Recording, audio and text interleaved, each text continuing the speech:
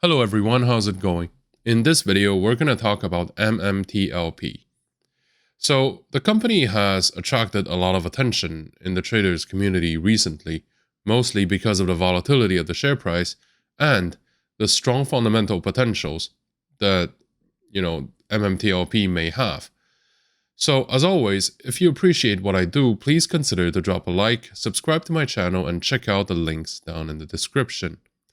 Before we begin the video, I'd just like to state a brief disclaimer, which may clarify what this video is about and what it isn't. What is presented in this video are going to be my opinion and my interpretations on how things are or will be. They should not be considered as investment advice and should be watched for entertainment purposes only.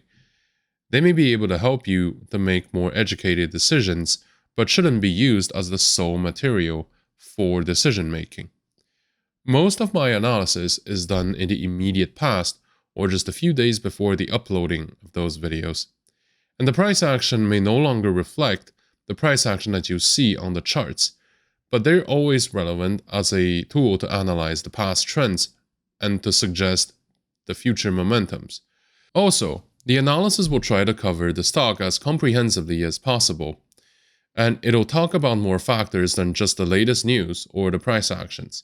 For example, the company's financials, the stock's market trends, the long-term perspectives, and shareholder behaviors are also going to be analyzed, as they will affect the timing, the quantity, and the actual decision.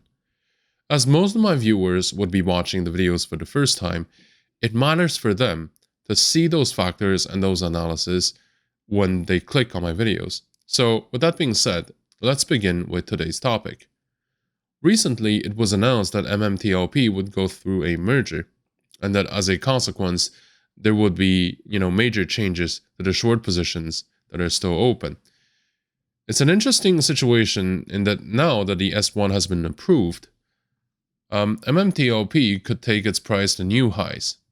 The general mood is certainly very joyful, and the expectation is that against the overall market trends, the trend for MMTLP is certainly going to be bullish. Now, over the past few trading sessions, the bulls have enough reasons to push upward since the expectation is to go in that direction. With that being said, the price has been hovering between $9 and $12, with a support region near the $9 level.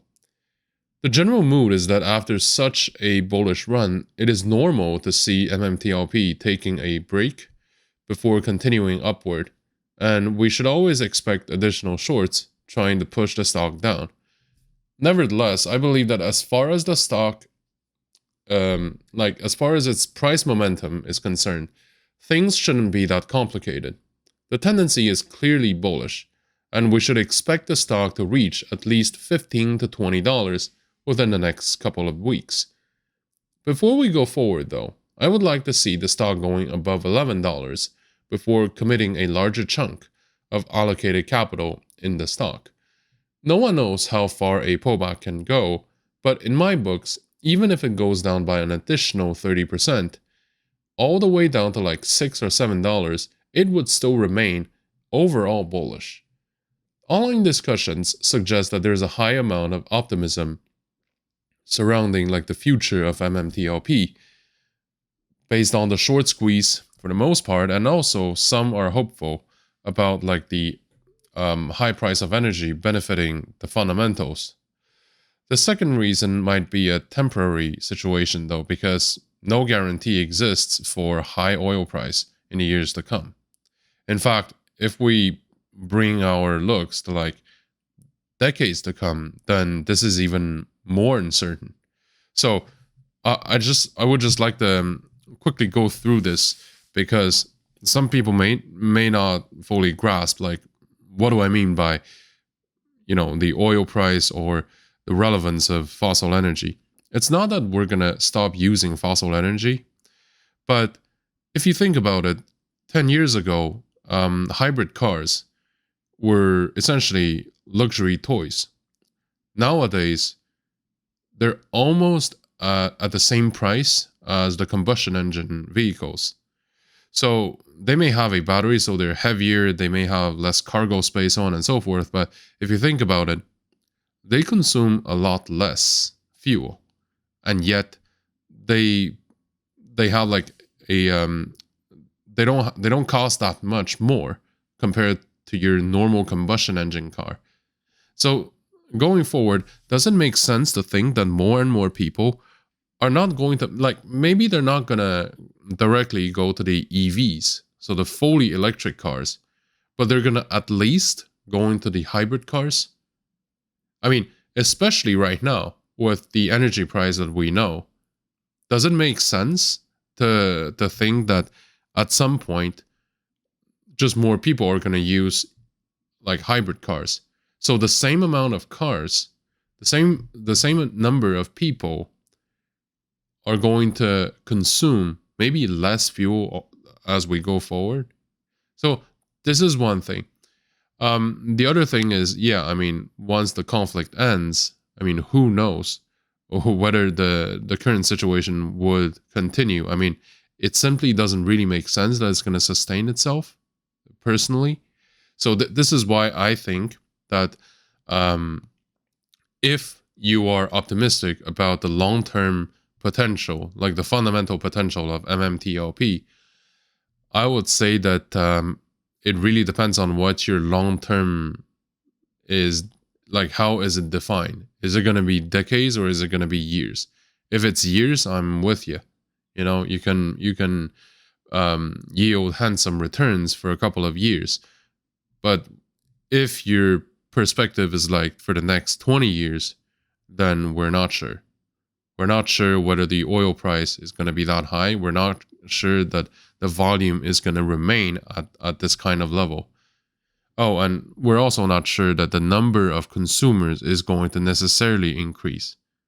Okay, because if the main consumer markets, North America, East Asia, and Europe, they're having, you know, sluggish growth from now onward, especially in East Asia, then we're not going to be certain that this kind of calculation is going to do well.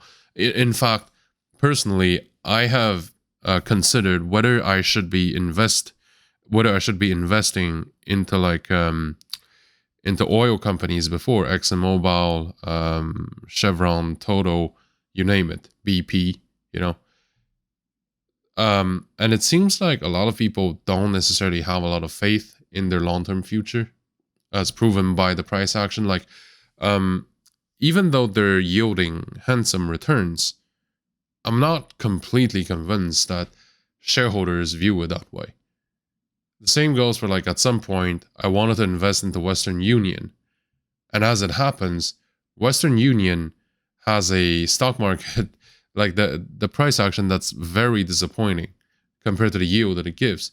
Why? Because people think that what it offers is already replaceable. So no matter how well the company is managed, no matter the existing established presence, so on and so forth, it may not matter in the grand scheme of things. So I'm not saying that this is necessarily the path we're going to go down towards, but going forward, we need to keep that aspect in mind if your intention with MMTLP is to invest for decades to come. If it's for years, then, you know, forget that I've ever said that. But if it's for decades, definitely consider the oil factor and whether it can be replaced. So currently, with the data that's available, about 46 million shares are owned by institutional investors. This is a good sign because it shows that there is a significant chunk of the shares that are owned by people who are willing to stay for the long run. With that being said, it's also not a huge portion in terms of percentage of the total shareholders, but all that would suggest that it's a good stock for trading. In reality, like we've said before, so MMTLP is worth both trading and investing.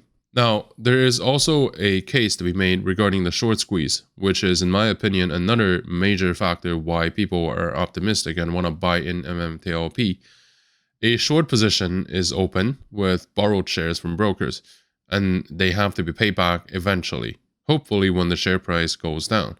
As long as the position remains open, though, financial fees would have to be paid.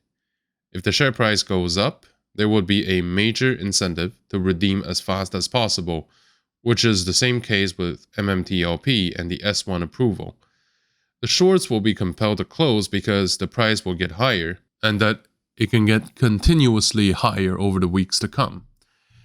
I believe that MMTLP has enough steam ahead to make new highs.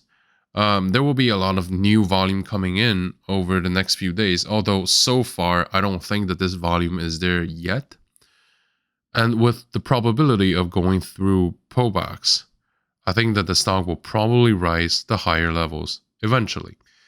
MMTLP should be considered both as a trading stock and an investment stock, with a potential to earn some quick gains and some, recurring profits and dividends in the years to come.